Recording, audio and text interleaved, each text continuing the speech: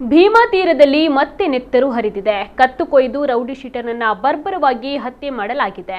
ವಿಜಯಪುರ ಜಿಲ್ಲೆಯ ಇಂಡಿ ತಾಲೂಕಿನ ಬರಗುಡಿ ಗ್ರಾಮದಲ್ಲಿ ಈ ಕೃತ್ಯ ನಡೆದಿದೆ. 29 ವರ್ಷದ ಸಿದ್ದರಾಮ ದೊಂಡಿಬ ಕ್ಷತ್ರಿ ಕೊಲೆಯಾದ ರೌಡಿ ಶೀಟರ್. ಕೊಲೆ ಮಾಡಿದ ಬಳಿಕ ದುಷ್ಕರ್ಮಿಗಳು ಪರಾರಿಯಾಗಿದ್ದಾರೆ. ಹಣ ಹಾಗೂ ಹೆಣ್ಣಿಗಾಗಿ ಹತ್ಯೆಗೈದಿರಬಹುದು ಎಂಬ ಶಂಕೆ ವ್ಯಕ್ತವಾಗಿದೆ. ಈ ಬಗ್ಗೆ ಇಂಡಿ ಗ್ರಾಮೀಣ ಪೊಲೀಸ್ ಠಾಣೆಯಲ್ಲಿ ಪ್ರಕರಣ ದಾಖಲಾಗಿದೆ.